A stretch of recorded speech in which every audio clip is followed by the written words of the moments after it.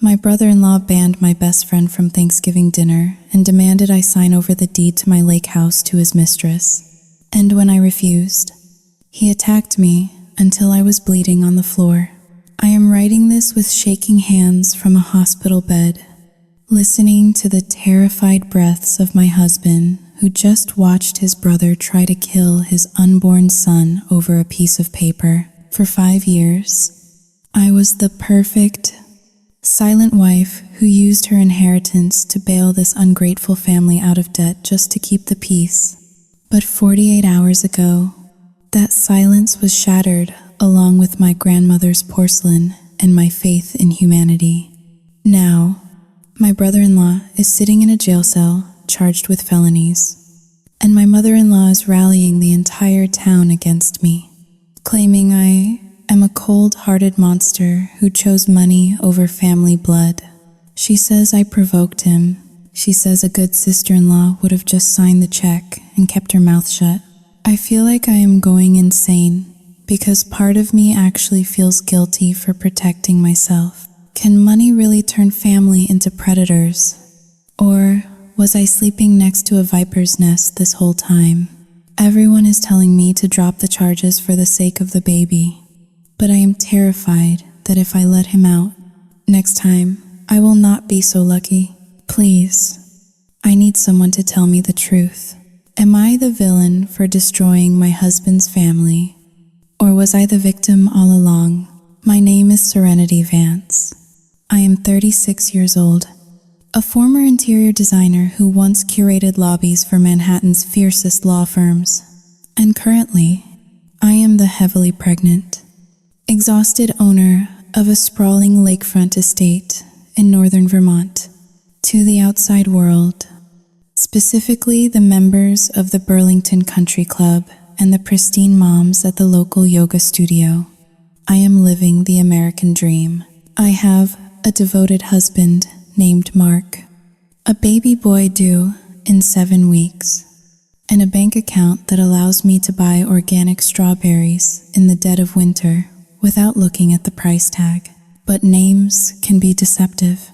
My name is Serenity, yet for the past 5 years, my life has been anything but serene. It has been a carefully constructed performance, a high-wire act where I balance my husband's fragile ego on one side and his family's insatiable greed on the other. I stood by the floor-to-ceiling windows of our living room, pressing a hand against the small of my aching back. The view was breathtaking. Lake Champlain stretched out like a sheet of hammered steel under the gray November sky. Snow was beginning to fall, dusting the manicured lawn and the private dock in a layer of white silence. It was the Tuesday before Thanksgiving. The house smelled of cinnamon, roasted pecans, and lemon polish. Every surface gleamed. I had spent the last week scrubbing, organizing, and preparing to host 10 people for the holiday dinner. The baby kicked hard against my ribs, a sharp reminder that I should be resting. My doctor had warned me about stress. She had told me to keep my blood pressure down. But how could I rest when perfection was the only armor I had? I adjusted the cashmere throw on the sofa, smoothing out a non-existent wrinkle. I told myself this year would be different. Mark had promised me. He had sworn that his younger brother, Kevin, would be on his best behavior. He promised that we would have a nice, civilized family dinner. I wanted to believe him. God, I wanted to believe him so badly that I ignored the knot tightening in my stomach. A car engine roared up the driveway, shattering the silence. It was not the smooth hum of Mark's sedan. It was the aggressive, rattling growl of a rental car being pushed too hard. My heart sank. Kevin was not supposed to be here until tomorrow. I watched through the glass as a black Dodge Charger skidded to a halt on the gravel, narrowly missing my prized hydrangea bushes. The door flew open, and Kevin stepped out. At 34, Kevin looked like a faded copy of my husband. He had the same jawline, but his eyes were different. Mark's eyes were soft, sometimes too soft. Kevin's eyes were restless, constantly darting around, assessing the value of things, calculating what he could take. He did not have luggage. He just had a duffel bag and a look of entitlement that he wore like a second skin. I walked to the heavy oak front door, taking a deep breath to compose my face into the mask of the welcoming sister-in-law. Smile. I told myself, do not be the difficult one. Do not give them a reason to call you uptight. I opened the door just as Kevin was reaching for the handle. A gust of freezing wind rushed in with him. "Hey, Serenity," he said, brushing past me without a hello or a hug. He stomped his muddy boots onto the travertine tiles of the foyer. "Whoa, it is freezing out there. Why is it so cold in here? Are you trying to save money on heating or something?" I looked down at the clumps of mud melting on the stone floor I had just polished. "Hello, Kevin," I said, my voice steady. "Practiced. You are early. We were not expecting you until Wednesday."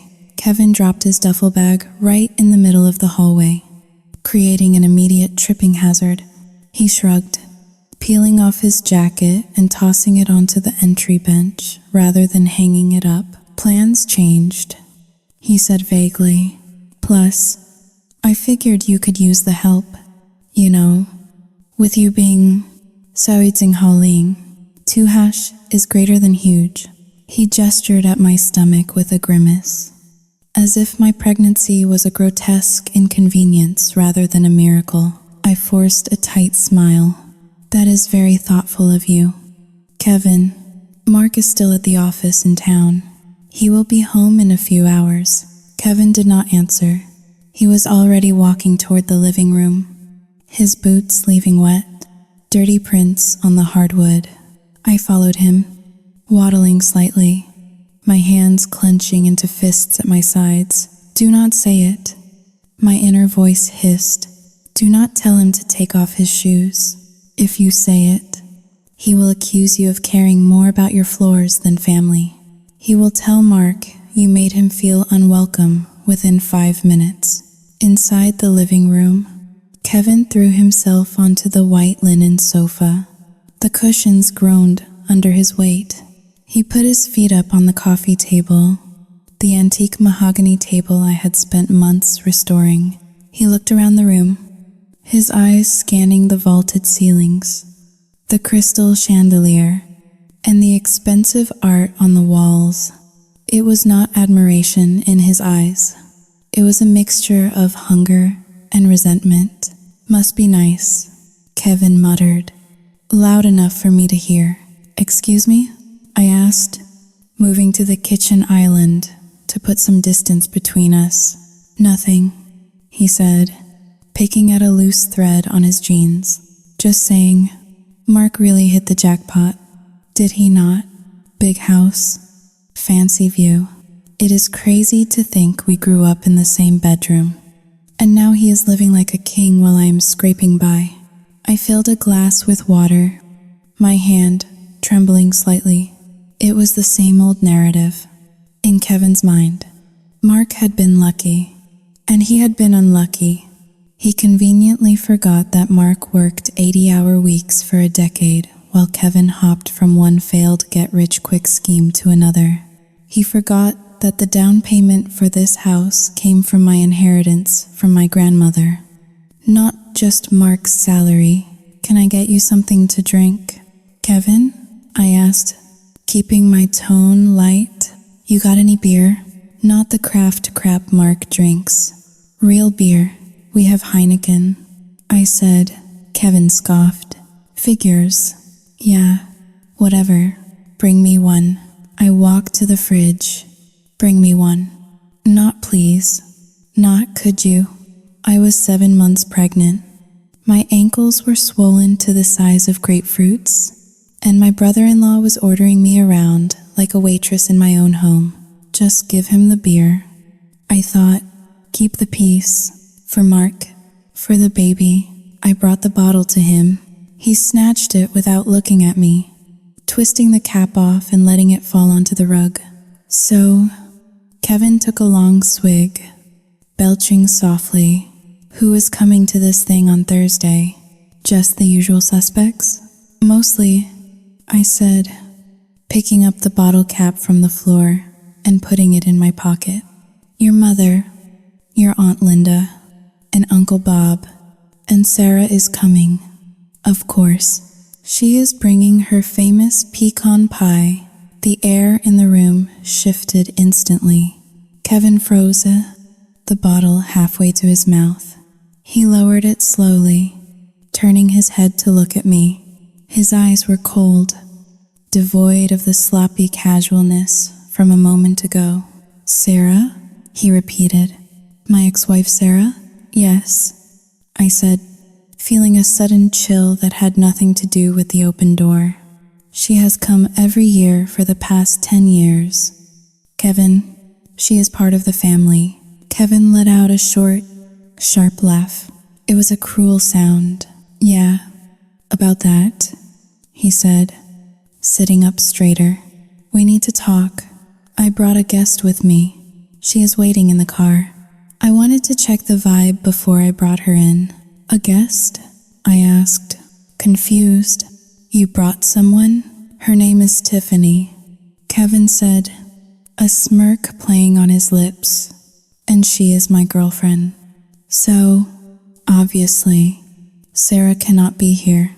I stared at him, unable to process the audacity. You brought a stranger to our house for Thanksgiving without asking. And now you want me to uninvite Sarah? Sarah, who helped me paint the nursery. Sarah, who is practically a sister to me. It is not a request. Serenity, Kevin said, his voice dropping an octave. He stood up, towering over me. It is a boundary. If Sarah comes, Tiffany and I leave. And if we leave, Mom is going to be devastated. You do not want to ruin Mom's holiday, do you? Not when she has been looking forward to seeing me all year. He took a step closer, invading my personal space. I could smell stale tobacco and cheap cologne on him. Besides, he whispered, leaning in, Sarah has been saying some pretty nasty things about you around town. I did not want to tell you, because you are so howling. 2# is greater than sensitive right now with the hormones. But if you knew what she really thought of you, you would not want her here either. I looked into his eyes, searching for the lie, but he was good. He was so incredibly good at planting the seed of doubt. My hand went instinctively to my stomach to protect the baby. The peace of the lake house evaporated, replaced by a suffocating tension. The invasion had begun. I retreated to the sanctuary of my kitchen, the only room in the house where I felt a semblance of control. The kitchen was massive, a chef-grade masterpiece with marble countertops that cost more than my first car. I began chopping carrots for the mirepoix with a violent precision. Thwack, thwack, thwack. The sound of the knife hitting the heavy wooden block was the only thing keeping me from screaming. Kevin did not stay in the living room. Like a bad smell, he drifted into the kitchen, leaning his hip against the island counter. He reached into the ceramic bowl of grapes I had just washed and popped one into his mouth, chewing loudly with his mouth open. So, Kevin said, his voice muffled by the fruit, what is the verdict? Are you going to call Sarah? Or do I need to go tell Tiffany to drive us back to the city? Because, honestly, Tiffany is not the patient type. She is sitting in that freezing car right now, waiting for me to give the green light. I stopped chopping. I gripped the handle of the knife until my knuckles turned white. I did not look at him. I stared at the bright orange discs of carrots scattered across the board. Kevin, I said, keeping my voice low and controlled. You cannot ask me to uninvite Sarah 2 days before Thanksgiving. She has no other family. She has been part of this tradition since before you, and she were even married. It is cruel. Cruel? Kevin scoffed. He walked around the island, encroaching on my workspace. Let me tell you what is cruel. Serenity. Cruel is listening to your so-called best friend trash you behind your back while eating your food and drinking your wine. I finally looked up. Kevin was smiling, but it was a sad, pitying smile that made my skin crawl. What are you talking about? I asked. Kevin Seahill, acting as if he was burdened by a terrible secret he was forced to share. Look, I did not want to say this. I really did not. But last month, I ran into Sarah at a bar downtown. She had a few drinks in her. She was laughing with some of her girlfriends. Talking about you? He paused for dramatic effect. I felt a cold knot tighten in my chest. I knew I should not listen. I knew Kevin was a liar. But the insecurity inside me, the part of me that always worried I was too boring, too uptight, too desperate to be liked, opened the door just a crack. What did she say? I whispered. She said she feels sorry for Mark. Kevin said, his voice dropping to a conspiratorial whisper. She said Mark is trapped in a golden cage. She called you. So Yu Jing Haling. 2 hash is greater than what was the word? A checkbook. She said the only reason you have any friends is because you pay for everything. She said you are trying to buy a personality with your inheritance because you do not actually have one. The words hit me like a physical slap. The air left my lungs. It was a specific, targeted strike at my deepest fear. I had always worried that people only tolerated me because of the lake house, the boat, and the lavish parties I threw. That is a lie. I said, but my voice lacked conviction. Sarah would never say that. Believe what you want. Kevin shrugged, popping another grape into his mouth. But ask yourself this. When was the last time Sarah paid for dinner? When was the last time she did anything for you that did not involve her gaining something? I am just looking out for you. Serenity. You are family. She is just an ex-wife who is bitter that she lost the access to the family money. I looked down at my hands. They were trembling. Was it true? Sarah had been struggling financially since the divorce. I always paid for lunch. I always bought the expensive gifts. Was I just a resource to her? Kevin saw my hesitation and pressed his advantage. If she comes here on Thursday, she is going to be laughing at you the whole time. He said softly, and Tiffany? Tiffany is real. She is blunt, sure, but she is honest. She wants to be part of this family. Sarah is the past. Do you really want to choose a backstabbing ex over your husband's own brother? I felt the walls closing in. My desire to be the perfect hostess was warring with my hurt pride. If Sarah really thought that about me, I did not want her in my house. I did not want anyone in my house who thought I was just a checkbook. I reached for my phone on the counter. My thumb hovered over Sarah's contact name. Just text her. Kevin urged. Tell her something came up. Tell her the plumbing burst. Tell her you are sick. It does not matter. Just get it done so I can bring my girlfriend inside. I tapped the message icon. I began to type. Hi, Sarah. I am so sorry, but Sao Yu Jing Hao Ling, or Jing Hao Da Yu.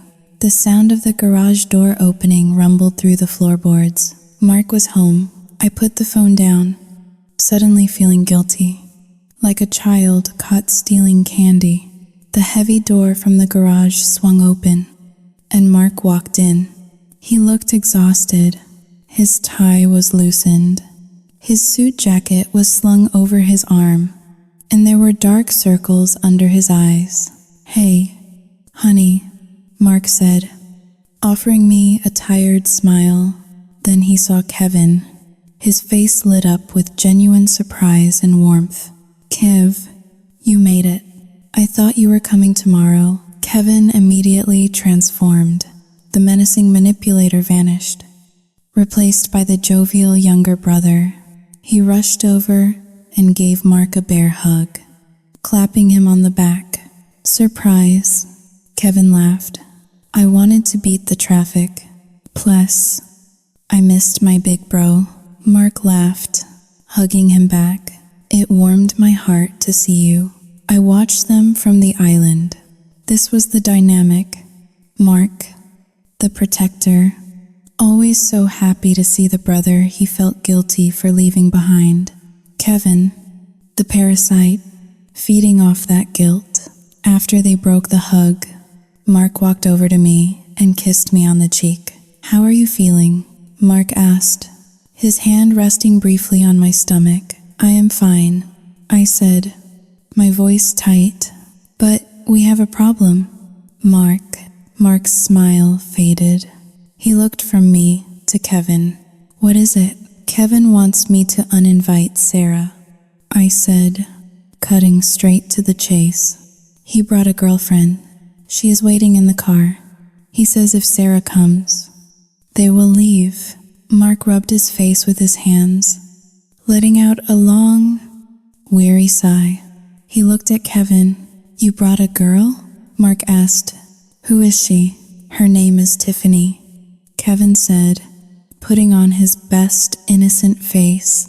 "She is great." "Mark, you will love her. And look, I know it is last minute, but it is awkward to have my ex-wife there with my new girlfriend. It is just Saoyudzing howling. 2# is greater than it is weird, right? I just want a nice holiday without the drama." "It is not drama, Kevin," I snapped, my patience fraying. "Sarah is family. We cannot just kick her out because you decided to bring a stranger without asking." Mark looked at me, his eyes pleading. "Serenity, please, do not call her a stranger. It is Kevin's girlfriend. He gave me an ultimatum." "Mark," I insisted, my voice rising. "In my own kitchen, he told me to choose." Mark looked at Kevin, then back at me. He looked at the floor. I knew that look. It was the look of a man who wanted the path of least resistance. It was the look of a man who would throw his wife under the bus to avoid a difficult conversation with his blood relatives. "Honey," Mark said softly, walking over to me and taking my hands. "Look, Kevin is finally happy. He is finally settling down. Do we really want to ruin that? Sarah is Saoyudzing Haling. 2# is greater than well. Sarah is strong. She will understand. We can send her a nice gift basket. Maybe it is better this way. Less tension at the table." I pulled my hands away as if he had burned me. "You are asking me to be rude," I said, feeling the tears prick my eyes. "You are asking me to hurt my friend to accommodate him." Mark's face hardened slightly. "Not at me, but at the situation. I am asking you to keep the peace." "Serenity," he said, his voice firm but quiet. "Just this once. For me, please? I have had a hell of a week at work. I just want a nice Thanksgiving with my brother." "Is that too much to ask?" I looked at Mark. I saw the fatigue in his eyes. I saw the desperation to have that perfect family image he cherished so much. And the people pleaser in me, the weak, pathetic part of me that measured my worth by how happy I could make others, crumbled. I looked at Kevin. He was smirking behind Mark's back, a tiny, victorious smirk. "Fine," I whispered, my voice hollow. "I will tell Sarah not to come." "Thanks, babe," Mark said, kissing my forehead, oblivious to the fact that he had just broken something vital inside me. You are the best. Kevin clapped his hands together. Awesome. I will go get Tiffany. You guys are going to love her. She is a fire. The silence in the house after Mark went upstairs to shower was heavy, like the air before a thunderstorm. I stood in the hallway for a moment, listening to the water running through the pipes in the walls. It should have been a comforting sound, the sound of my husband washing away the day, preparing to settle in for the night. But instead, it sounded distant, like he was washing his hands of the mess downstairs. I needed to keep moving. If I stopped moving, I would start crying. And if I started crying, I would not be able to stop. I decided to set the dining room table for Thursday. It was early, but I needed the distraction. I needed to see the crystal glasses lined up in perfect rows. I needed to see order. The vintage lace tablecloths, the ones my grandmother had embroidered by hand, were stored in the credenza in Mark's home office. I walked toward the study, my slippered feet making no sound on the thick runners. The door to the office was ajar, spilling a slice of yellow light across the dark hallway floor. I frowned. Mark always closed the door. He was particular about the temperature control in that room for his humidors. I pushed the door open gently. The scene before me took a moment to register. Kevin was standing behind Mark's massive mahogany desk. He was not just looking at it.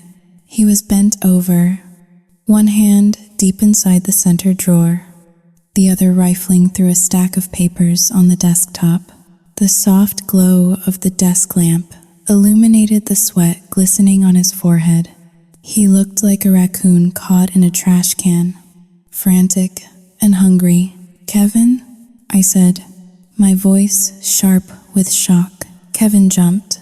He jerked his hand out of the drawer so fast that he knocked over a framed photograph of Mark and me on our wedding day. It fell face down on the leather blotter with a dull thud. "Jesus." "Serenity," Kevin shouted, clutching his chest. "Do not sneak up on people like that. You nearly gave me a heart attack." He tried to laugh, but it came out as a breathless wheeze.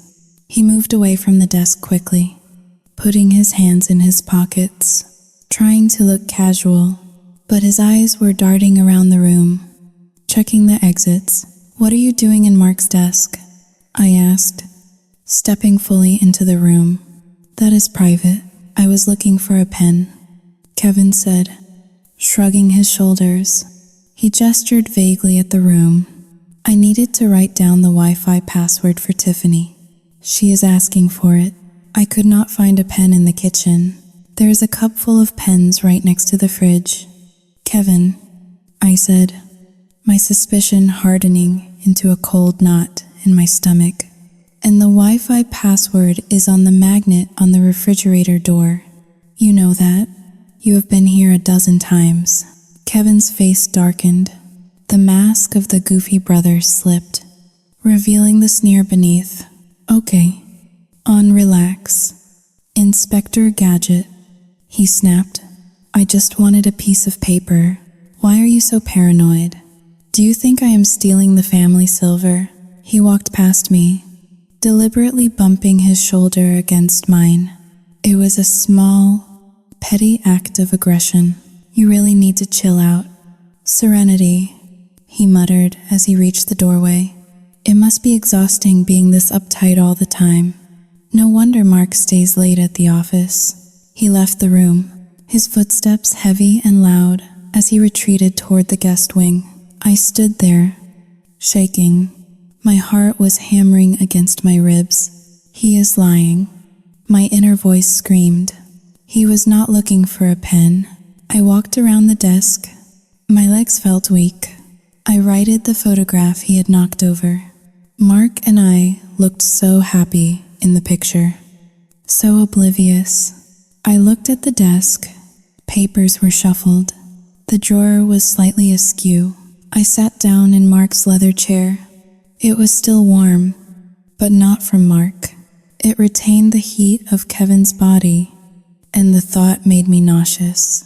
I began to tidy the papers he had disturbed. Invoices for the marina, a quote for roof repairs. Nothing unusual. Maybe I was being paranoid. Maybe the pregnancy hormones really were making me crazy. Just like Kevin said, I looked down at the floor. The Persian rug, a deep red, intricate pattern, was rucked up slightly near the wastebasket, as if someone had kicked it or shoved something under it in a hurry. I leaned down, groaning slightly as my belly got in the way, and smoothed the rug. As I pulled the edge back, I saw it, a white envelope. It had been shoved underneath the carpet, hidden from view. My breath hitched. I reached out and picked it up. It was crumpled, as if someone had clenched it in a fist. The return address was not a bank I recognized. It was from a company called Titan Capital Lenders based in New Jersey. The red, bold text on the front stamped below the plastic window read, "Final notice. Immediate action required." My hands were trembling so badly I could barely open the flap. I pulled out the single sheet of paper. "Dear Mr. Mark Vance, this is a final notification regarding the default on your commercial loan. Account number ending in 4590. As of November 24th, the outstanding balance of $75,000, including late fees and interest, remains unpaid. Failure to remit the full amount within 48 hours will result in the commencement of foreclosure proceedings on the collateral property listed as security." I read the words again and again.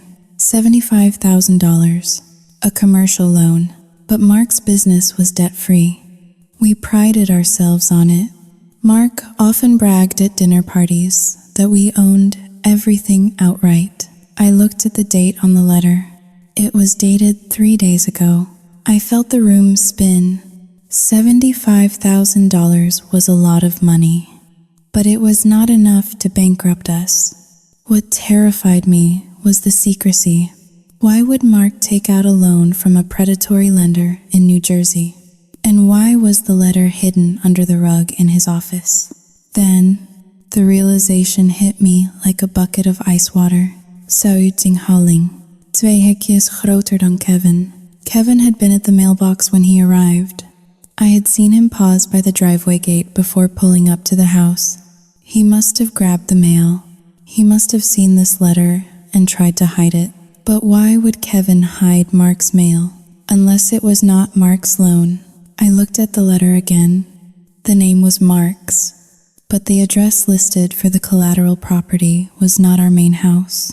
I squinted at the fine print at the bottom of the page. Collateral, Lakeview Cabin, Parcel Identification, Uitzinghouding, Tsinghoudaju, the vacation home, the cabin that Mark and Kevin had inherited jointly from their father. My mind raced, connecting dots I did not want to connect. Kevin asking Mark to sign over the cabin earlier, Kevin's desperation, Kevin's business he kept talking about. He took out a loan using the cabin as collateral, I thought, my hand flying to my mouth. He used Mark's name. He committed fraud. I felt sick, physically sick. I wanted to run upstairs and shove the paper in Mark's face. I wanted to scream, but I stopped. If I showed this to Mark now, what would happen? Kevin would deny it. He would say it was a mistake. He would say I planted it, or worse. Mark would look at his crying, pathetic younger brother and find a way to pay it off just to make the problem go away. Mark would cover for him. He always did. It is just money. Serenity. He is family. No, not this time. This was a felony. This was stealing from us. I needed proof that could not be explained away. I needed to be smarter than them. I pulled my phone out of my pocket. My fingers felt like sausages, clumsy and slow. I placed the letter on the desk, smoothed out the wrinkles as best I could, and took a picture. I made sure the text was clear. I took a second picture of the envelope. Then, I took a picture of the rug where it had been hidden. I quickly folded the letter back up and shoved it back under the rug, exactly how I had found it. I stood up, gripping the edge of the desk. My world was tilting. The man upstairs showering was either a liar or a fool, and the man downstairs was a thief, and I was trapped in this house with both of them. Suddenly, a loud crash echoed from the living room. The sound of glass shattering against stone. Zou je ding hao ling. Zwei Raude ist größer als I froze. Then another crash. And shouting, I hurried out of the office, moving as fast as my pregnancy allowed. The adrenaline surged through me, masking the back pain. When I reached the living room, the scene was chaotic. Kevin was standing in the middle of the room. He had swept a tray of decorative candles off the coffee table. Glass shards and wax were scattered across the hardwood floor. He was red-faced, his chest heaving. Tiffany, the girl I had not even met yet, was standing in the doorway leading to the garage. She was chewing gum, looking bored, wearing a coat that looked like it was made of pink plastic. What is going on? I yelled, stepping into the room. Kevin spun around to face me. His eyes were wild. You think you are better than me, he screamed. He pointed a shaking finger at me. Do not deny it. I saw the way you looked at me when I asked for a beer. Like I was trash. Like I was dirt on your precious floor. Kevin, stop it, I said, trying to keep my voice calm, though my heart was pounding in my throat. You are breaking things. Stop it right now. I am not breaking things, Kevin yelled, kicking a sofa cushion onto the floor. I am expressing myself. You sit here in your ivory tower, judging me. You and your little friend, Sarah. You are probably texting her right now, laughing at me, laughing at my car, laughing at my girlfriend. He gestured to Tiffany, who rolled her eyes. Babe, calm down, Tiffany said, her voice raspy. She is pregnant. Do not hit her. Kevin ignored her.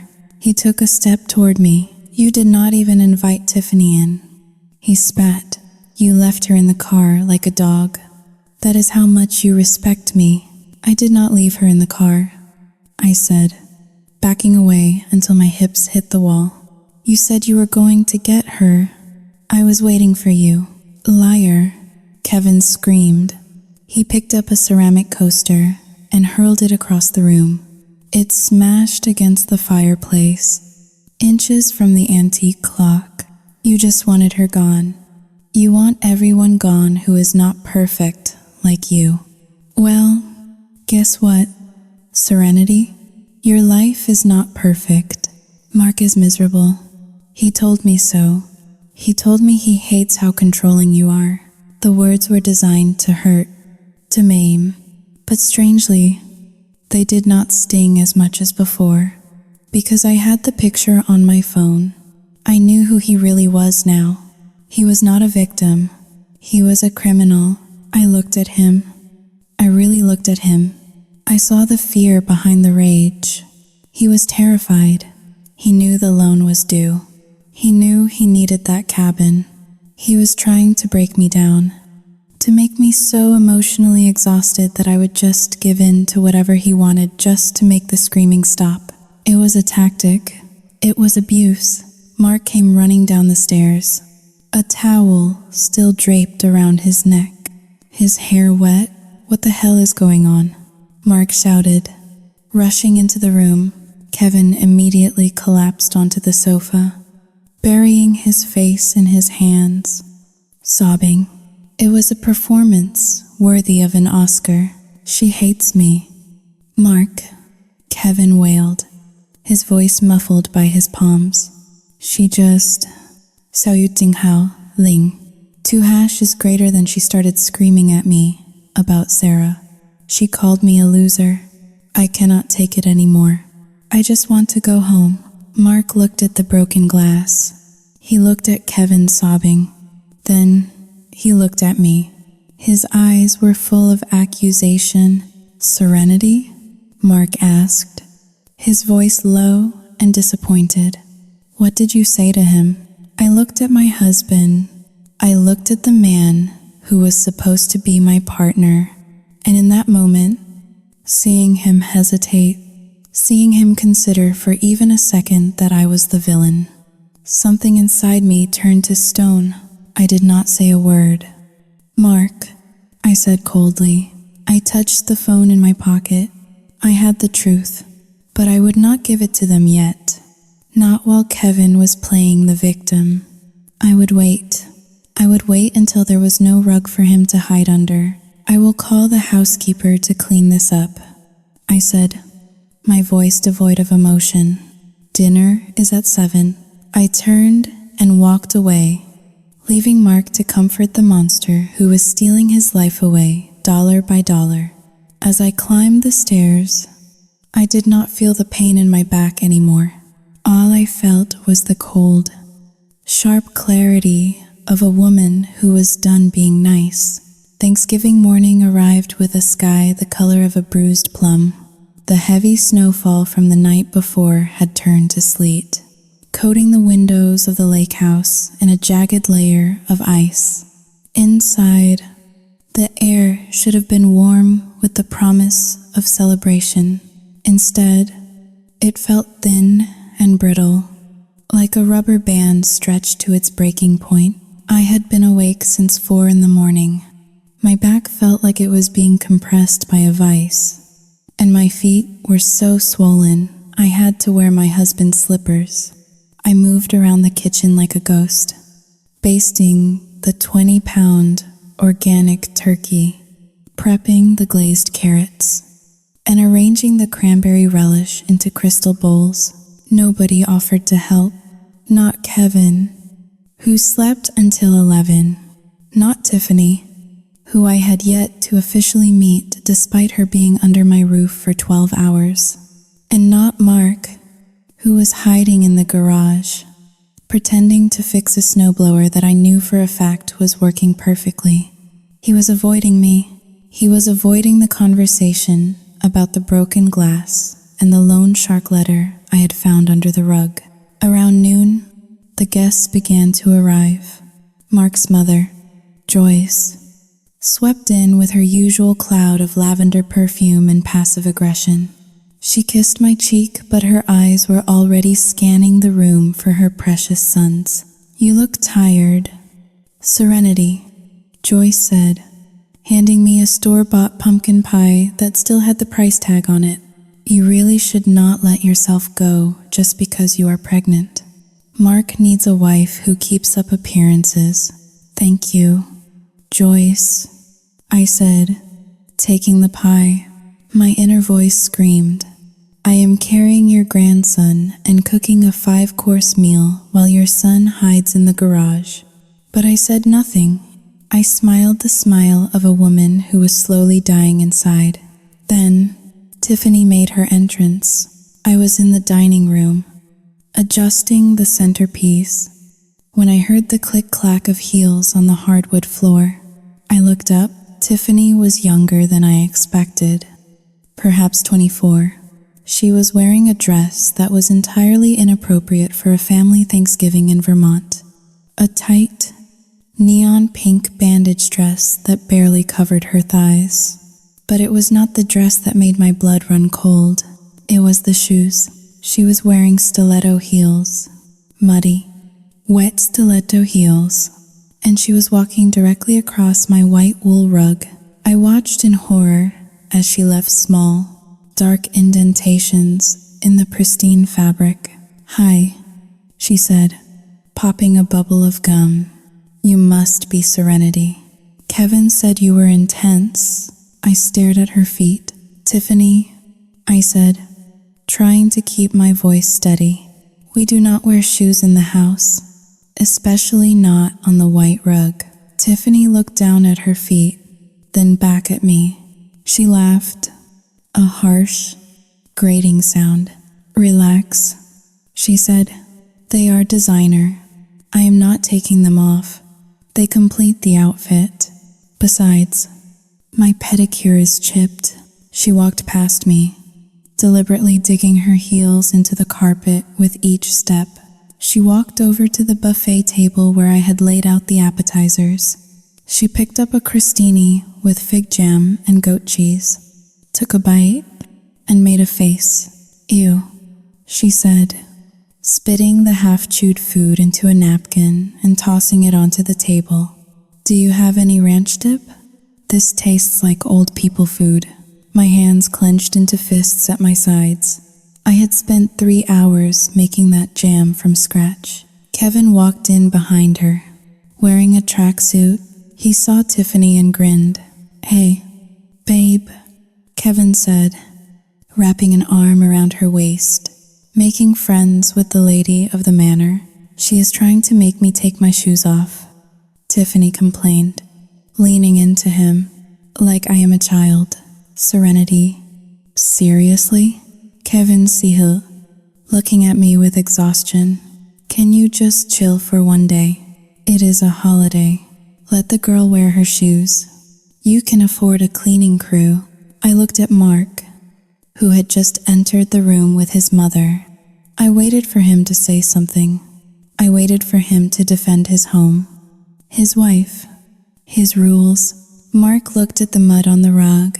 He winced, but then he looked at Kevin's defiant face and his mother's expectant gaze. It is fine, honey, Mark mumbled, avoiding my eyes.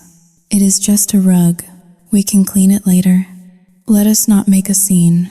It is just a rug. The words echoed in my head. It was not just a rug. It was a boundary, and they had just trampled over it. Wiping their dirty feet on my dignity, I felt a shift deep inside my chest.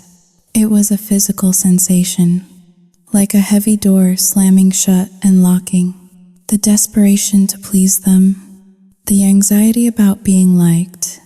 It all suddenly felt very heavy and very useless. I looked at Mark, really looked at him, and for the first time, I did not see the man I loved. I saw a weak, spineless coward. I will be in the kitchen, I said quietly. I retreated to the kitchen, but the chaos followed me. The house filled with the loud voices of Mark's family. They drank my wine. They ate my food. They complained about the temperature. They complained about the music. An hour later, I was carrying the turkey platter toward the dining room. It was heavy, the porcelain hot against my oven mitts. As I passed the hallway console table, I saw Tiffany standing there. She was holding my grandmother's vase. It was a delicate thing, hand-painted porcelain from the 19th century. It was the only thing I had left of my grandmother. I had placed it on a high shelf, safe from children and pets. Tiffany must have climbed on a chair to get it. She was holding it up to the light, taking a selfie with it. Tiffany, please put that down, I said, my voice trembling. That is very old and very fragile. Tiffany jumped. She turned around too fast. The vase slipped from her fingers. Time seemed to slow down. I watched the vase fall. I watched it hit the marble floor of the foyer. Xiao Yu Jing Hao Ling. 2 hashes greater than crash. The sound was sickening. 1,000 pieces of blue and white porcelain skittered across the floor. I stood frozen, the turkey platter heavy in my arms. I stared at the shards of my grandmother's legacy. Tiffany looked down at the mess. She did not look horrified. She did not look sorry. She looked annoyed. Oops, she said. She looked at me. You should not leave your junk lying around where people can knock it over. Kevin and Mark ran into the hall at the sound of the crash. What happened? Mark asked. She yelled at me. Tiffany cried immediately. pointing a manicured finger at me. She snuck up on me and screamed, and I dropped it. I could have cut my foot. Kevin rushed to Tiffany, checking her legs. Babe, are you okay? Did the glass hit you? I stood there, holding the turkey, tears streaming down my face. I looked at Mark. He was looking at the broken vase, then at Tiffany, then at me. Mark, I whispered. She broke Nana's vase. Mark let out a long breath. He ran a hand through his hair. Okay, everyone calm down, Mark said. It was an accident. It was not an accident, I screamed, my voice finally breaking. She was playing with it. She had no business touching it. Serenity. Stop yelling, Mark snapped at me. His voice was loud, echoing off the high ceilings. You are upsetting everyone. It is just a vase. We can glue it back together. Glue it back together. Something inside me finally snapped, mirroring the porcelain on the floor. Joyce walked in, shaking her head. Honestly, Serenity, crying over a pot? You are ruining Thanksgiving. Think of the baby. You are being hysterical. I looked at them, the tableau of my life. Kevin, the thief, coddling his trashy girlfriend. Joyce, the matriarch, judging me with cold eyes. Mark, my husband, telling me that my pain was an inconvenience to his holiday. They were all looking at me like I was the crazy one, like I was the problem. I lowered the turkey platter onto the console table. I took off the oven mitts. I wiped the tears from my face. I did not scream again. I did not argue. A strange, cold calm washed over me. It was the calm of a soldier who realizes they are behind enemy lines and there is no rescue coming. I realized then that I was not a member of this family. I was the staff. I was the bank. I was the host organism for their parasite. You are right, I said. My voice was completely flat. I sounded like a stranger to my own ears. It is just a vase. I am sorry for overreacting. Mark let out a sigh of relief. Thank you, honey. Now come on, let us eat. The food smells great. He put an arm around Kevin and led him back to the dining room. Tiffany stepped over the shards of my grandmother's vase, kicking a piece aside with her heel, and followed them. I stood alone in the hallway for a moment. I looked at the broken pieces. I did not bend down to pick them up. I left them there, sharp and jagged on the floor. I pulled my phone from my pocket. I checked the photo I had taken last night. The letter from the lender, $75,000.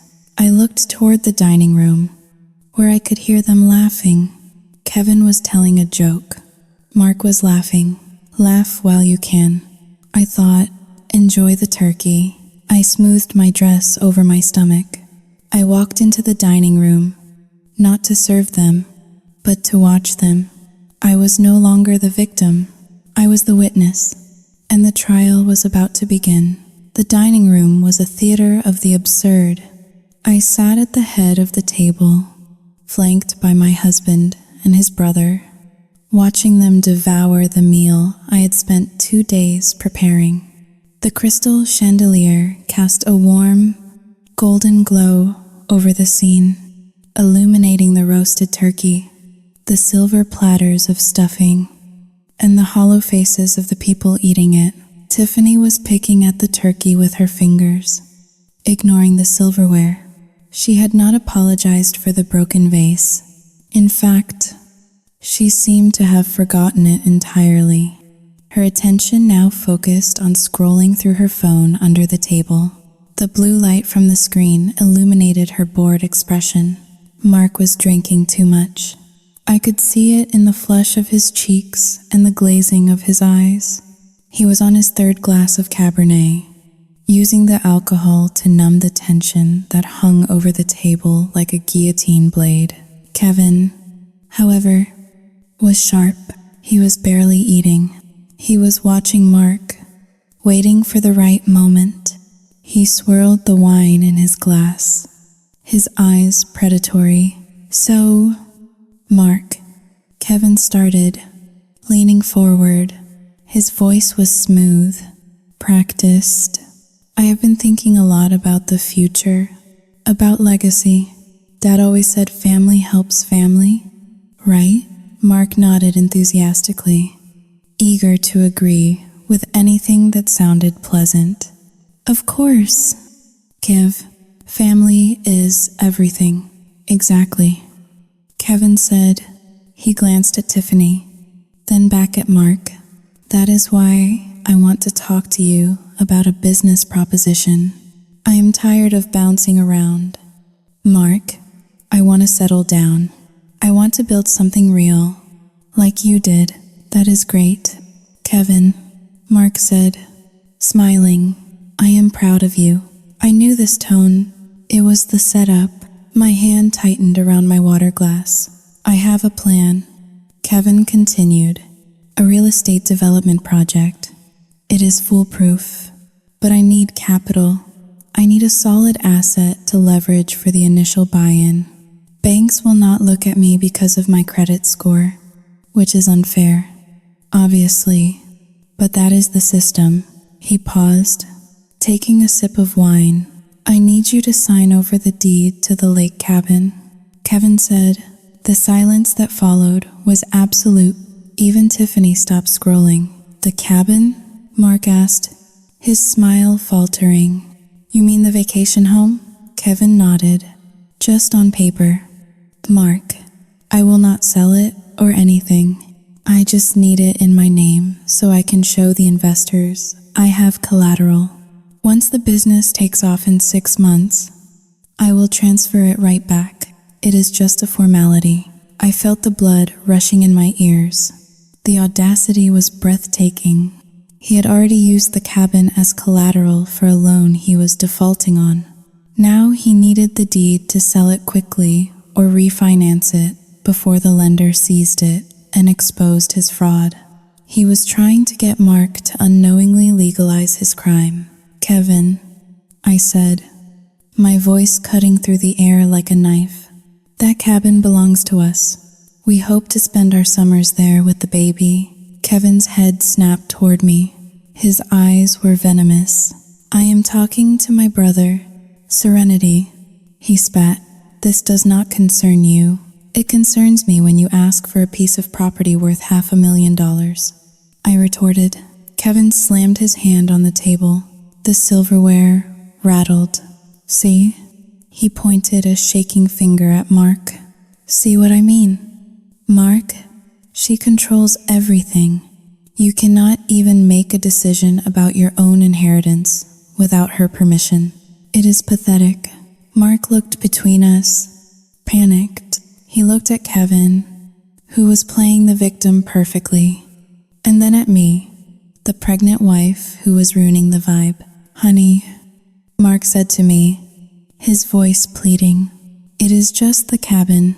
We hardly use it, and if it helps Kevin get on his feet. Saluting 2 hash is greater than maybe. It is not a bad idea." I stared at my husband. I looked at the man who was willing to give away our child's future because he was too weak to say no to a bully. "Mark," I said, my voice low and dangerous, "do not do this. You do not know what he is doing." Kevin stood up, knocking his chair back. "She hates me," Kevin shouted, his face turning red. "She has always hated me. She thinks I am a loser. She thinks I am going to steal it. Admit it. Serenity, you think I am a thief." I looked him dead in the eye. I did not blink. "I think you are desperate, Kevin." Kevin turned to Mark, his eyes filling with fake tears. "Mark, please, I need this. This is my last chance. If I do not get this deal, I am done. I will have nothing. Are you really going to let her stop you from helping your own flesh and blood? Mom would want you to do this." Mark crumbled. The mention of their mother was the final blow. He reached into his jacket pocket and pulled out a pen. "Where are the papers?" Mark asked softly. "Do you have them?" Kevin's tears vanished instantly. He reached into his duffel bag near the door and pulled out a thick manila envelope. He had brought the papers with him. "It was premeditated, right here," Kevin said, placing the document on the table next to the gravy boat. "Just sign by the sticky note." Mark uncapped the pen. He hovered over the paper. I felt a surge of adrenaline. I reached into my pocket for my phone. I was going to show Mark the picture. I was going to blow this whole charade apart right now. "Mark, wait," I commanded. Mark hesitated. The pen tip millimeters from the paper. "Just sign it." "Mark," Kevin yelled. "Be a man for once." Suddenly, the doorbell rang. The sound was loud and jarring in the tense room. Everyone froze. "Who is that?" Joyce asked. Looking around, were we expecting anyone else? Kevin looked nervous. He glanced at the door, then back at the papers. "Just sign it." "Mark, ignore the door." The doorbell rang again, long and insistent. "I will get it," I said, pushing my chair back. "Sit down." "Serenity," Kevin barked. "Mark is signing." I ignored him. I walked out of the dining room, my heart pounding in my throat. I knew who it was. I had not uninvited her. In fact, after I found the letter last night, I had sent her a text. I had told her to come, and I had told her to bring everything she had. I walked to the front door. I could hear Kevin shouting at Mark in the dining room, urging him to hurry. I unlocked the heavy door and pulled it open. Sarah stood on the porch, wrapped in a thick wool coat, snowflakes clinging to her dark hair.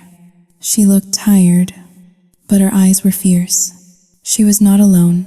Standing next to her was a tall man in a gray suit. He wore rimless glasses and held a black leather briefcase. He looked like a man who charged by the minute and did not make jokes. "Hi, Serenity," Sarah said softly. "Hi, Sarah," I said, stepping aside. "You are just in time." "Who is this?" I asked, looking at the man. "This is David," Sarah said. "He is my boyfriend, and he is a forensic accountant." I felt a wave of relief so strong it almost knocked me over. "Come in," I said. "They are in the dining room." Sarah and David stepped into the foyer. I led them toward the dining room. As we approached, I heard Mark's voice. Okay, I am signing. Just stop yelling." We walked into the room just as Mark pressed the pen to the paper. "Stop." Sarah's voice rang out, clear and authoritative. Mark jerked his hand back, dropping the pen. Ink stained the white tablecloth. Kevin spun around. When he saw Sarah, his face went pale. When he saw the man next to her, his eyes widened in genuine terror. "Sarah?" Kevin stammered. "What are you doing here?" "I told Serenity you were not welcome." "I did not listen," I said, walking to the head of the table. "Because unlike you, Kevin, I do not take orders from parasites." "Who is this guy?" Kevin demanded, pointing at David. "Get out of my house." David adjusted his glasses. He stepped forward, placing his briefcase on the sideboard, right next to the pumpkin pie. "I am not leaving." "Mr. Vance," David said calmly. "My name is David Miller. I am here representing the interests of Sarah Vance, a shareholder in the family trust. And I am also here because we have reason to believe you are attempting to commit deed fraud." Kevin laughed, but it was a high-pitched, hysterical sound. "Fraud? You are crazy." Mark looked at me, then at Sarah. "What is going on?" David opened his briefcase. He pulled out a stack of documents. We know about the loan from Titan Capital. Kevin, David said, we know you forged Mark's signature 3 months ago to secure $75,000. And we know you are defaulting. The reason you want this deed is not for a business. It is because Titan Capital is threatening to break your legs if you do not pay up, or give them the title you promised. The room went deathly silent. Mark stood up slowly. He looked at Kevin. Is that true? Mark asked. His voice was trembling. Kevin's face twisted. The mask fell away completely. There was no more brother, no more victim, only a cornered rat. He looked at the papers on the table. He looked at me, and then he did the unthinkable. Saoting Haling. 2 hash is greater than. He lunged. He did not lung for Mark. He did not lunge for the door. He lunged for the documents in David's hand, but I was standing in his way. Out of my way. You bitch, Kevin screamed. He shoved me. Hard. I was not expecting the violence. I lost my footing on the polished floor. My hands flailed, grasping for the edge of the table. But I missed. I fell backward. The world tilted. I hit the floor with a sickening thud. My hip took the brunt of the impact, but the shockwave traveled through my body. Serenity, Mark screamed. Pain exploded in my abdomen. A sharp, tearing pain that stole my breath. I lay on the floor, staring up at the crystal chandelier. It was spinning. I heard Sarah screaming. I heard the sound of men fighting, but all I could feel was the warm, wet sensation spreading between my legs.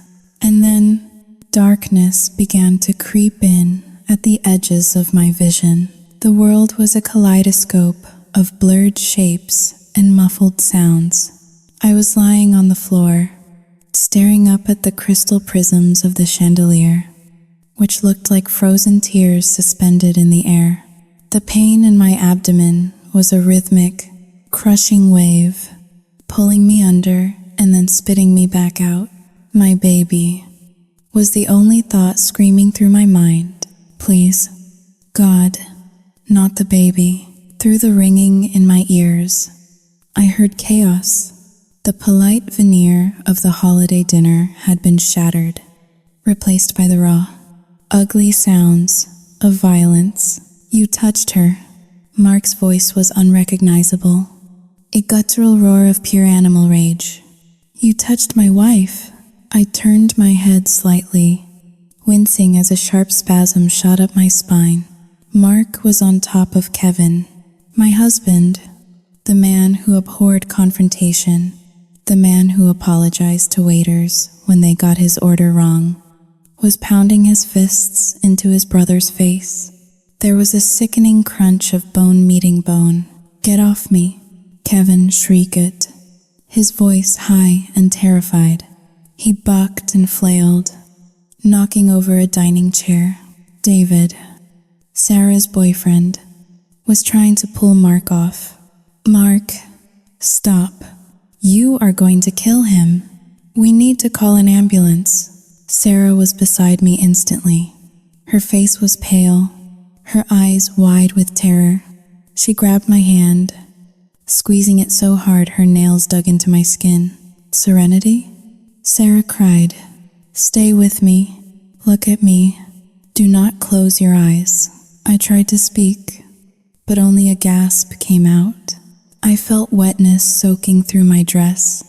It was warm and sticky. Blood. Oh my God. Tiffany screamed from somewhere near the buffet table. She is bleeding. There is blood on the rug. Shut up. Sarah yelled over her shoulder, her voice fierce. Call 911. Now. I looked at Mark. David had finally managed to drag him off Kevin. Mark was panting, his shirt torn, his knuckles bloody. He looked down at me, and the rage in his eyes instantly evaporated, replaced by a horror so profound It looked like his soul was leaving his body. Serenity. 小雨静好令. 2 hashes greater than Mark whispered. He fell to his knees beside me, ignoring Kevin, who was crawling away like a wounded snake. Wiping blood from his nose, Mark's hands hovered over my stomach, afraid to touch me. Oh God, baby, I am so sorry. I am so sorry. The pain came again, sharper this time, like a hot knife twisting inside me. I let out a low moan, curling onto my side. It hurts, I whispered. Mark, the baby. 小雨静好令. R. 静好大雨. Joyce, my mother-in-law, was standing by the window, clutching her pearls. She was not looking at me. She was looking at Kevin. Kevin, are you okay? Joyce wailed. Look at your face. Mark, you are an animal. How could you hurt your brother? Mark whipped his head around to look at his mother. The look he gave her was terrifying. It was the look of a man who had finally seen the monster beneath the mother. He pushed her. Mark screamed at her. He pushed my pregnant wife. Shut your mouth. Mother, do not say another word. Joyce recoiled as if slapped. She had never heard Mark raise his voice in her life. Sirens wailed in the distance. Growing louder, the blue and red lights began to flash against the snow-covered windows, painting the room in a grotesque disco rhythm. Kevin scrambled to his feet. He looked at the door, then at the window. He was looking for an escape. 小雨静好令. 2 hash is greater than I did not mean to. Kevin stammered, backing away. She slipped. You all saw it. She slipped. You are not going anywhere, David said, stepping in front of the door. He looked calm, menacingly so. The police are already here, and I have the documents right here on the table. Kevin looked at the papers, the proof of his fraud, then at Tiffany. Tiff, grab the keys, Kevin yelled. We have to go. Tiffany looked at Kevin's bloody face. She looked at the police lights outside. She looked at me, bleeding on the floor. She made a calculation. No way, Tiffany said, stepping back. I am not going to jail for you. You are on your own. Loser, Kevin stared at her, betrayed. Before he could move, the front door burst open. 2 police officers and a team of paramedics rushed in. Madam, can you hear me? A paramedic asked, kneeling beside me. He shone a light in my eyes. Yes, I whispered. My baby. 小雨静好令. 2. Is he okay? We are going to check right now, he said, his voice calm and professional. They lifted me onto a stretcher. The movement sent fresh waves of agony through my body. As they wheeled me out of the dining room, I saw the police officers handcuffing Kevin. He was screaming, crying, begging his mother to help him. Joyce was sobbing, pulling at the officer's sleeve. Mark walked beside the stretcher, holding my hand. His face was streaked with tears. I am here, Serenity, he said. I am right here. I am not leaving you. I looked at him. I saw the remorse. I saw the love, but I also saw the years of enabling, the years of silence that had led to this moment. If he had stopped Kevin years ago, if he had drawn a line, I would not be strapped to a stretcher right now. I pulled my hand away from his grip. Mark looked at his empty hand, stunned. Just 小雨静好令. 2 hash is greater than drive the car, I whispered, closing my eyes. The ambulance ride was a blur of lights and beeping monitors. At the hospital, they rushed me into an examination room. Nurses swarmed around me, cutting off my dress, hooking me up to intravenous lines. An ultrasound machine was wheeled in. The doctor A woman with kind eyes but a serious mouth squirted cold gel onto my stomach. I held my breath. The room went silent. Everyone was listening for one sound. Whoosh, whoosh, whoosh, whoosh. The heartbeat. It was fast, distressed, but it was there. I let out a sob of relief that shook my entire body. The baby is alive, the doctor said, but you have suffered a placental abruption. It is partial, but serious. You are bleeding internally. We need to monitor this very closely. If the bleeding does not stop, we will have to do an emergency C-section. And at 32 weeks, Saoyuting Haling, Dva, it is risky. She looked at me sternly. You are on absolute bed rest. Mistress Vance, you cannot move. You cannot get stressed. One wrong move, and we lose him. Do you understand? I nodded. I understood perfectly. They moved me to a private room. The lights were dimmed. Mark sat in the chair in the corner, still wearing his blood-stained shirt. He looked like a ghost haunting the room. Around midnight, my phone buzzed on the bedside table. I reached for it weakly. It was a text from Sarah. David gave the police everything. The forged loan docs, the witness statement. Kevin is being charged with assault and fraud.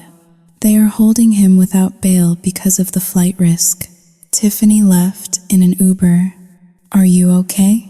I typed back slowly. Baby is alive, but it is bad. I put the phone down and looked at Mark. He was staring at his hands. Mark, I said. My voice was raspy. He looked up instantly. Can I get you anything? Water? Ice chips? I need my lawyer. I said. Mark blinked. Now? It is midnight. Call him. I said. Tell him to come first thing in the morning and call a locksmith. A locksmith? Mark asked, confused. I want the locks changed on the house. I said, staring at the ceiling. Tonight, I want the gate code changed. I want the security system reset. Honey, Kevin is in jail, Mark said gently. He cannot get in. I turned my head to look at him. My eyes were dry. I am not talking about Kevin. Mark, I am talking about your mother.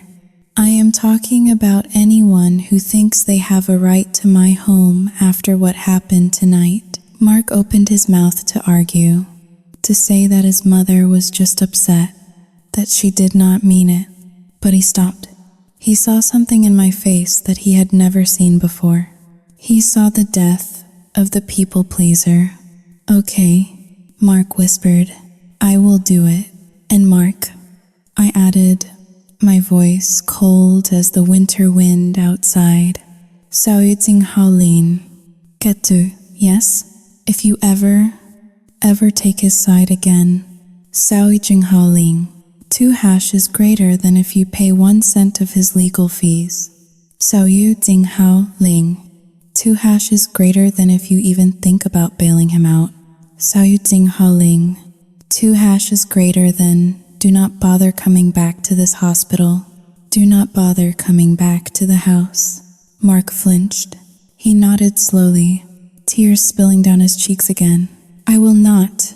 He choked out. I promise. I closed my eyes. I was alone in the dark, in pain, terrified for my unborn son. But for the first time in years, I felt powerful. The tragedy had stripped away the niceties. The fire had burned down the forest. But now, finally, I could see the ground. The hospital room was sterile and silent, save for the rhythmic beeping of the fetal monitor. It was a sound that tethered me to reality, a constant reminder that my son was fighting for his life inside me. It had been 3 days since the incident, 3 days of intravenous fluids, steroids to mature the baby's lungs, and nurses checking my vitals every hour. The physical pain had dulled to a constant ache, but the emotional clarity was sharper than ever. I felt like a diamond forged under immense pressure. Cold, hard, and unbreakable, Mark had barely left my side. He slept in the uncomfortable recliner, ate cafeteria food, and looked more haggard with each passing day. He was trying to be the perfect husband now, performing penance. He fluffed my pillows, brought me ice chips, and read books about premature babies. But I did not want his penance. I wanted justice. The door opened, and my lawyer, Arthur Penhaligon, walked in. Arthur was a man in his 60s with silver hair and a suit that cost more than Kevin's entire existence. He had been my father's lawyer, and he had protected my inheritance like a bulldog for decades. "Good morning, Serenity," Arthur said, placing his briefcase on the rolling table. He looked at Mark with a polite but chilly nod. "Mark, Arthur," I said, sitting up slightly. "Thank you for coming. I have the paperwork you requested," Arthur said. He pulled out a thick stack of documents. "The restraining order against Kevin Vance has been granted. It is temporary, but given the assault charges and the hospital records, the judge will almost certainly make it permanent. He is barred from coming within 500 feet of you, Mark, or the residence." "Good," I said. "And the assets?" Arthur glanced at Mark, then back at me. "I have drafted the motion to freeze all joint assets to prevent any unauthorized withdrawals. However, since the accounts are joint, Sao Yu Jinghao Ling, R. Jinghao Dayu," Mark spoke up, his voice hoarse. "You do not need a motion, Arthur. I will sign whatever she wants." Arthur raised an eyebrow. He handed Mark a document.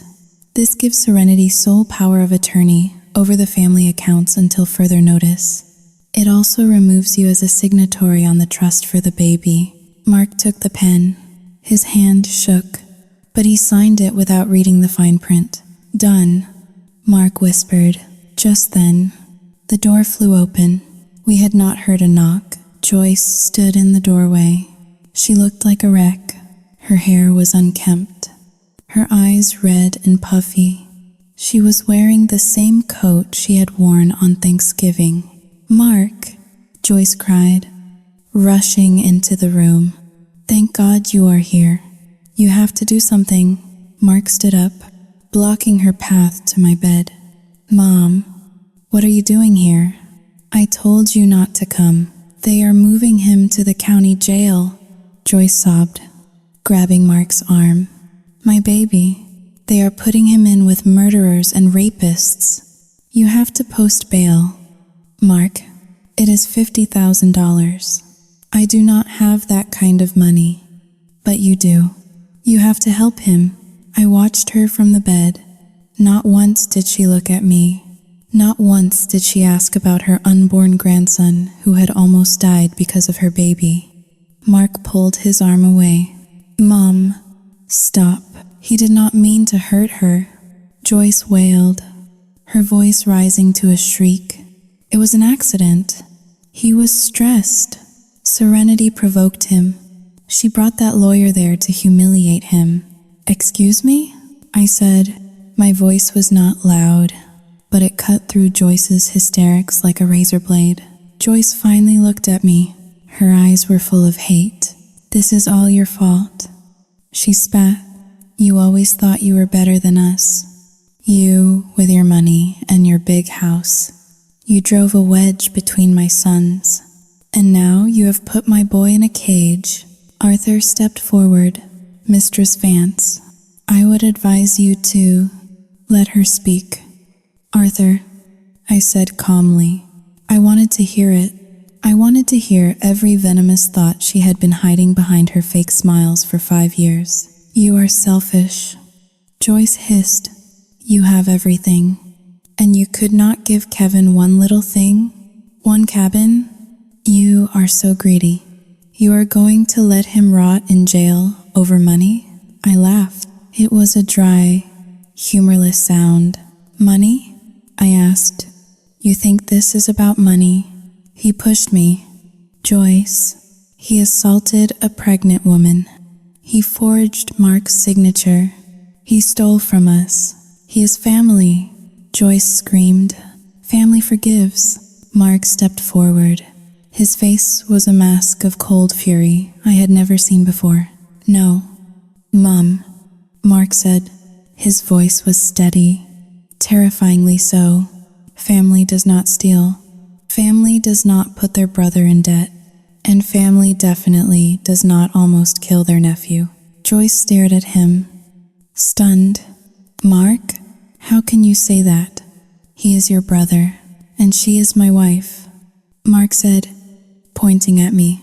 That is my son in her belly. Kevin almost killed them both. Do you get that? If the placenta had detached completely, they would both be dead right now. He is not a monster. Joyce sobbed. He is? Mark said. And you made him one. You coddled him. You made excuses for him. You told him nothing was ever his fault. Well, guess what? This is his fault, and I am done paying for it. Joyce turned to me, desperation in her eyes. Serenity, please. I know you are angry, but be reasonable. Drop the charges. Tell the police it was an accident. I will make him apologize. He will pay you back. Just 少于今后令. 2 hash is greater than please. I looked at this woman who had judged my housekeeping, criticized my cooking, and undermined my marriage for years. I saw her for what she was, an enabler, a woman who would burn the world down to keep her golden child warm. Joyce, I said softly. Yes? She asked, hope flickering in her eyes. 少于今后令. 2 hash is greater than. Get out. Joyce froze. What? Get out of my room. I said, get out of my life. You are not welcome in my home anymore. You will not see this baby when he is born. You will not see him at Christmas. You will not see him ever. You cannot do that. Joyce shrieked. I am the grandmother. Mark, I said, looking at my husband. Remove her, or I will call security. Mark turned to his mother. You heard her. Mom, go. Joyce looked at Mark, horrified. You are choosing her? Over your own mother? I am choosing my family, Mark said, and you are not it anymore. He took her by the arm. It was not gentle. He marched her to the door. Joyce was screaming, cursing me, calling me every name in the book. You will rot in hell. Serenity, you cold-hearted bitch. I hope that baby. Mark shoved her into the hallway and slammed the door in her face. The silence that followed was deafening. Mark leaned his forehead against the door, his shoulders shaking. He was crying. It was the grieving cry of a man who had just orphaned himself. Arthur cleared his throat uncomfortably. Well, that was 少于今后令. 2 hash is greater than definitive. I looked at Mark's back. I did not feel pity. I felt relief. The tumor had been cut out. It was painful. Yes, there would be scars, but we could finally heal. Mark turned around. His eyes were red, but he looked lighter. I meant it. Mark said to me, I am done. No more bail. No more excuses. I nodded. Good. Because if you had given her a single cent, Mark, that door would have closed on you. 2. I looked at Arthur file the restraining order against Joyce. 2. I said. Arthur nodded, scribbling on his notepad. On what grounds? Harassment. I said. And emotional distress. I do not want her near me. Consider it done. Arthur said. I leaned back against the pillows. I was exhausted. My body ached, but for the first time in 5 years, the air in the room felt clean. The confrontation was over. The lines were drawn, and I was still standing. The thing about small towns in New England is that news does not travel. It spreads like a contagion. By the time I was discharged from the hospital 5 days later, the story of the Thanksgiving massacre at the Vance estate had already mutated into a dozen different versions, each more lurid than the last. I returned home in a wheelchair, navigating the newly installed ramps that Mark had rushed to put in. The house felt different. It was quieter, colder. The broken vase was gone. The rug had been professionally cleaned, but the memory of the violence hung in the air like smoke.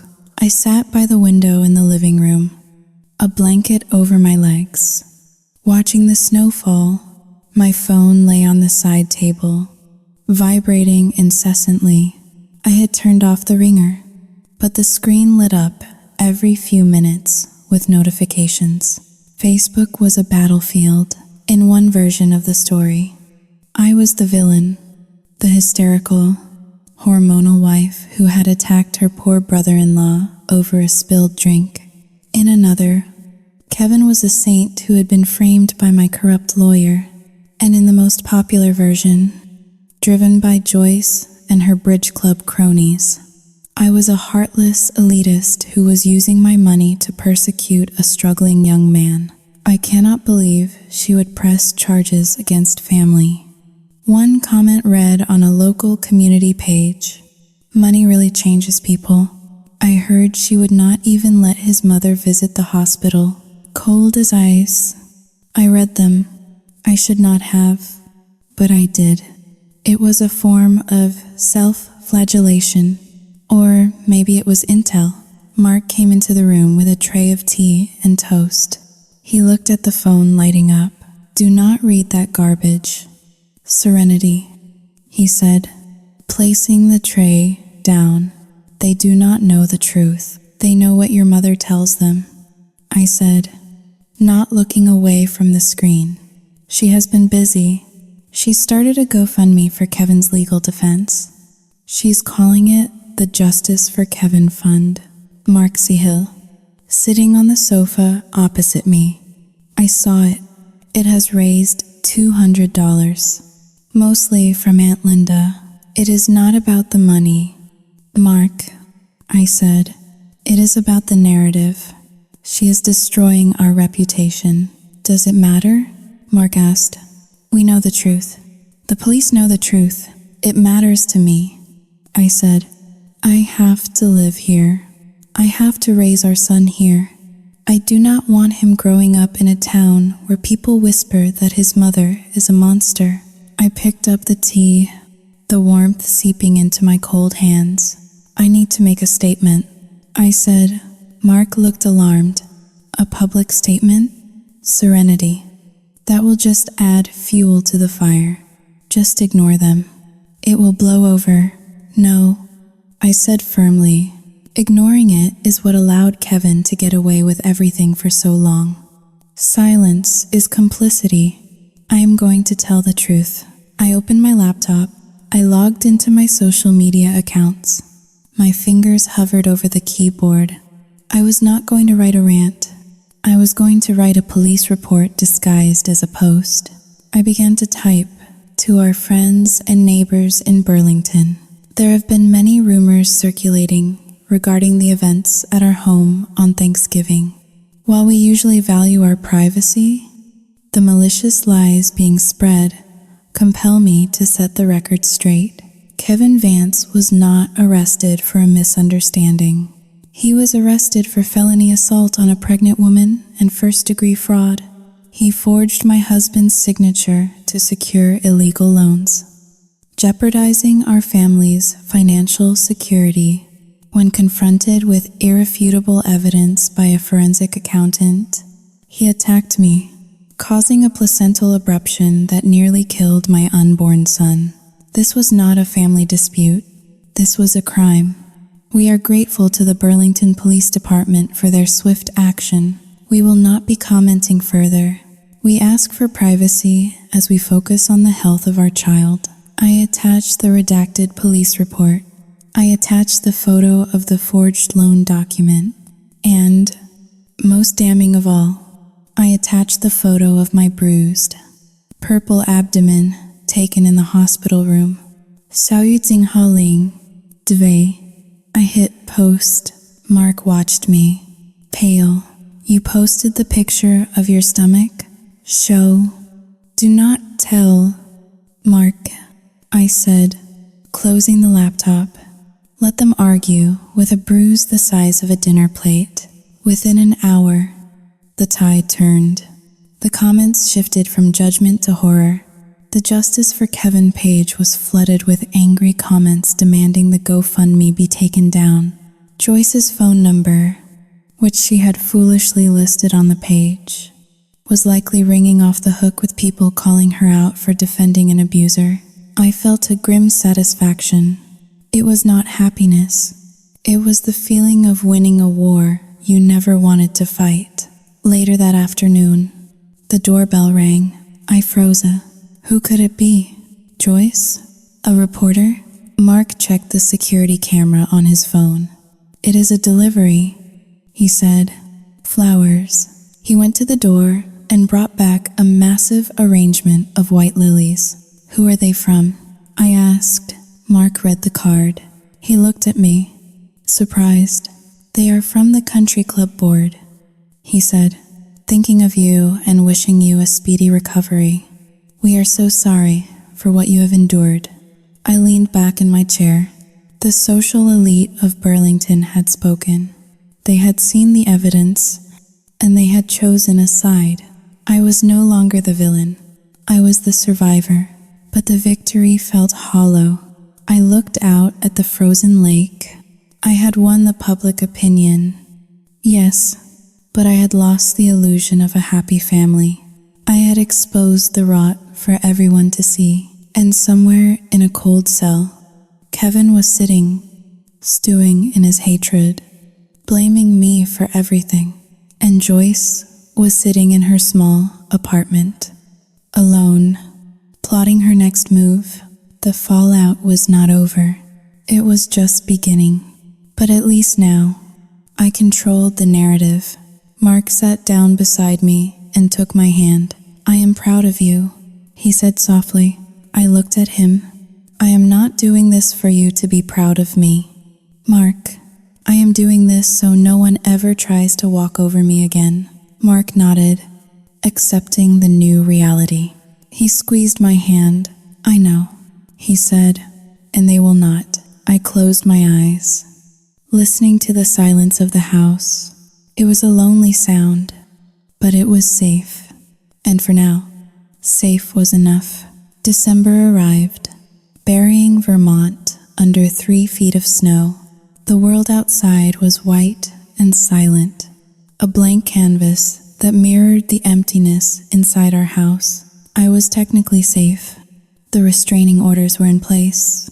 Kevin was in county jail, denied bail due to the flight risk and the severity of the assault charge. Joyce had gone radio silent after the public backlash from my Facebook post. The neighbors had stopped whispering and started bringing casseroles, leaving them on the porch like offerings to a grieving deity. But peace did not feel like peace. It felt like the stunned silence after a bomb goes off. I spent my days on the sofa, counting kicks. 1, 2, 3. Every movement of the baby was a reassurance, but also a reminder of how close we had come to losing him. I could not look at the dining room without seeing the ghost of Kevin lunging at me. I could not look at the foyer without hearing the crash of my grandmother's vase. The house, once my pride and joy, felt tainted.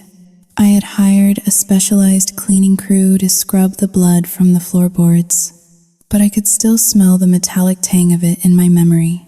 I had ordered new rugs, new furniture, trying to erase the physical evidence of that night. Mark was trying. 2. He was trying so hard it was painful to watch. He came home early every day. He cooked dinner, usually burning it, but I ate it without complaint. He had cut off all contact with his family, blocked their numbers, returned their letters unopened. One evening, I found him in the nursery.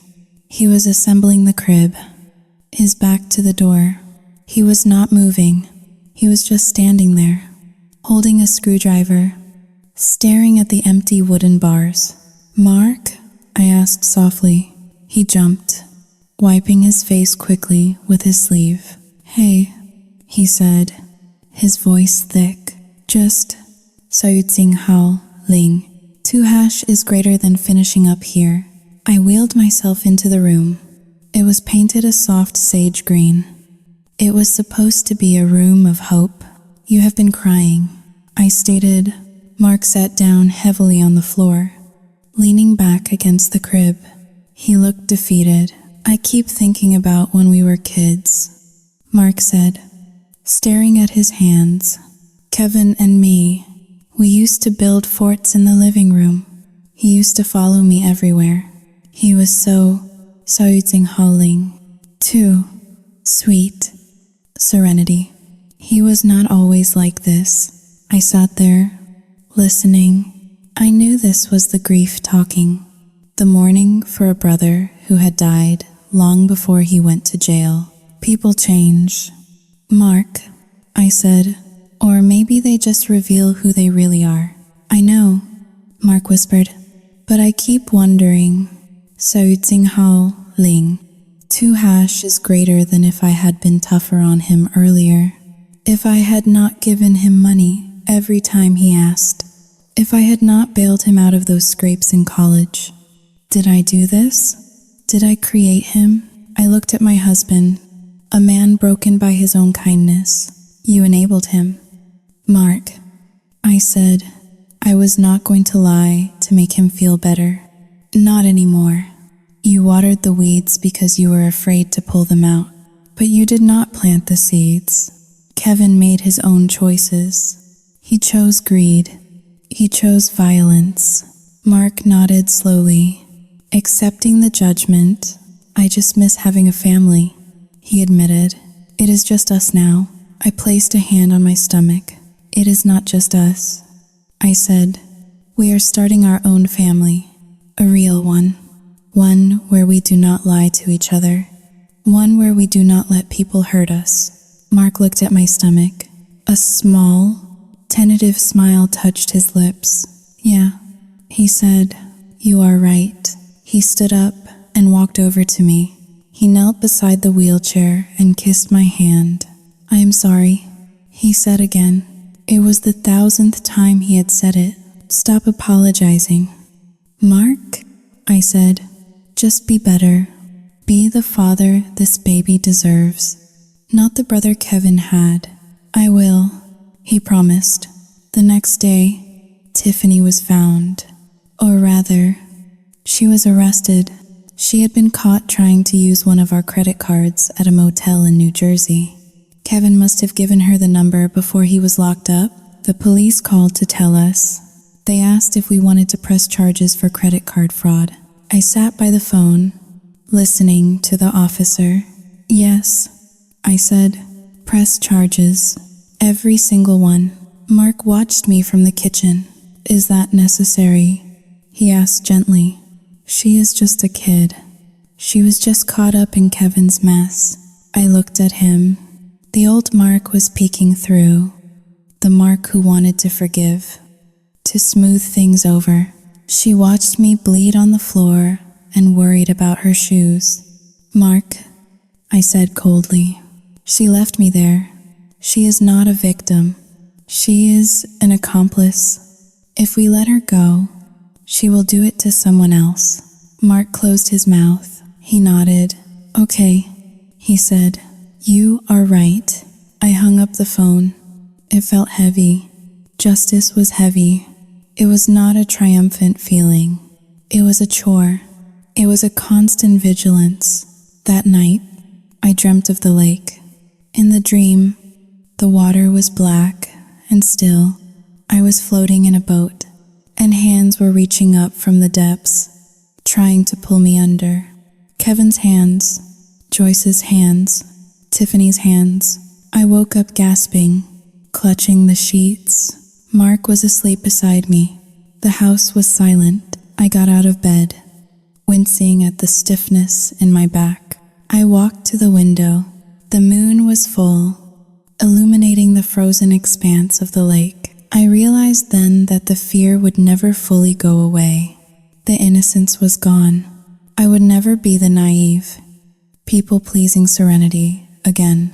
That woman had died on the dining room floor, but the woman who replaced her, she was a survivor. She was a mother wolf, and she was ready for whatever came next. I looked at my reflection in the glass. My face looked older, harder, but my eyes were clear. Let them come, I thought. Let them try. I went back to bed, lying close to Mark for warmth, but keeping one eye open. The storm had passed, but the wreckage remained, and we had to live in it. The day before Christmas Eve, the lake house looked like a mausoleum. We had draped white sheets over the furniture, turning the sofas and armchairs into ghostly mounds in the dim light. The heating was turned down to 50 degrees, just enough to keep the pipes from bursting, but cold enough to chill the bone. I stood in the foyer one last time, checking my purse for passports. My back still ached, a dull, throbbing reminder of the scar tissue forming inside me. But I stood tall. I wore a heavy wool coat that hid my 7-month bump, armor against the world. Mark carried the last of our suitcases to the waiting car. He paused at the door, looking back at the house. It was the home he had grown up in, the home he had fought to keep, and now, the home we were abandoning. "Are you sure about the alarm codes?" Mark asked. "I am sure," I said. "I changed them this morning. The only people who can get in are the police and the security company. And the gate? Locked." I confirmed, and I instructed the security team to treat any trespassers as hostile, even if they share your last name. Mark nodded. He did not look sad anymore. He looked resolved. He walked out into the biting wind without looking back. I took one last look at the spot on the floor where Tiffany had shattered the vase. The marble was clean. The cracks were gone, but the house felt heavy with ghosts. I stepped out, pulled the heavy oak door shut, and listened to the satisfying click of the deadbolt. It sounded like the closing of a casket.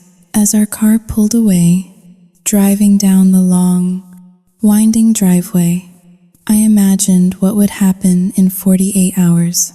I had not told anyone we were leaving. In fact, I had let Joyce believe that Christmas dinner was still happening.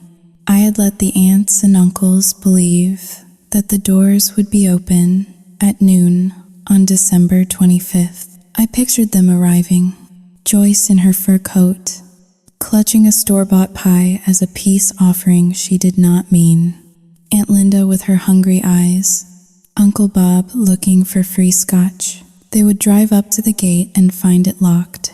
They would press the buzzer, but no one would answer. They would peer through the iron bars and see the dark, silent house, the driveway unplowed, the windows shuttered. They would stand there in the snow, realizing that the bank was closed, the restaurant was shuttered, the automated teller machine was out of order. A small, cold smile touched my lips. We flew out of John F. Kennedy International Airport in the first-class cabin of a Swiss air flight. As the plane climbed above the clouds, leaving the gray sludge of New York behind, I felt the tension finally drain from my shoulders.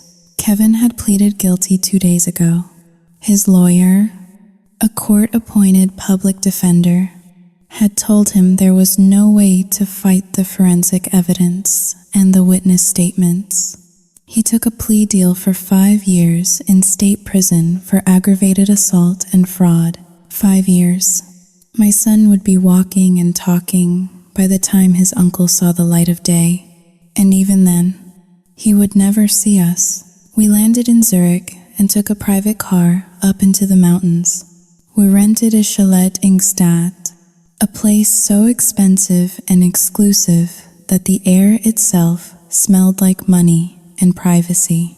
On Christmas morning, I sat on the wooden balcony of the chalet, wrapped in a thick blanket. The Alps rose up around us like jagged white teeth against a brilliant blue sky. The air was crisp and clean, untainted by betrayal. Mark came out with 2 mugs of hot chocolate. He sat beside me, resting his hand on my stomach. "He is kicking," Mark said, smiling. "He likes the mountain air," I said.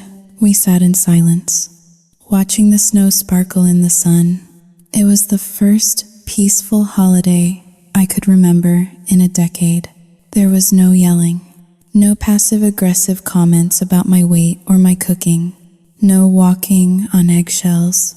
My phone buzzed on the small table between us. I looked at it. It was a text from a number I did not have saved, but I knew who it was. Joyce. She must have borrowed someone's phone when she realized I had blocked her. I picked it up and read the preview. "We are at the gate. It is locked. This is not funny. Serenity. It is Christmas. Mom is freezing. Open the gate. We just want to be a family." I looked at the words. A year ago, I would have panicked. I would have felt guilty. I would have called the neighbor to let them in.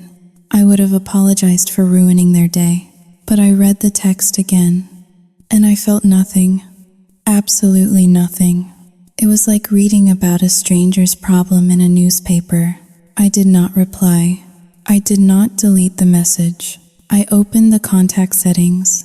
I selected block caller. I put the phone down, face down on the table. "Who was it?" Mark asked, though I think he knew.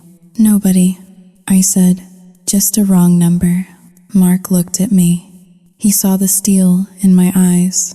He saw the woman who had risen from the ashes of his family's destruction. He leaned over and kissed my cheek. "Merry Christmas. Serenity. Merry Christmas, Mark." I picked up my mug of hot chocolate. I took a sip, letting the warmth spread through my chest. I looked out at the vast, indifferent mountains. They called me cruel. They called me cold. They said I had destroyed the family. But they were wrong. I had not destroyed the family. I had surgically removed the cancer that was killing it. I smiled, feeling the baby turn inside me. I realized then that kindness without boundaries is just self-destruction. And sometimes, the greatest act of love you can perform for yourself and your children is to be the villain in someone else's story. I took another sip, savoring the silence. This year, the best Christmas gift I gave myself was not the trip, or the peace, or the silence. It was the ruthlessness, and it was beautiful.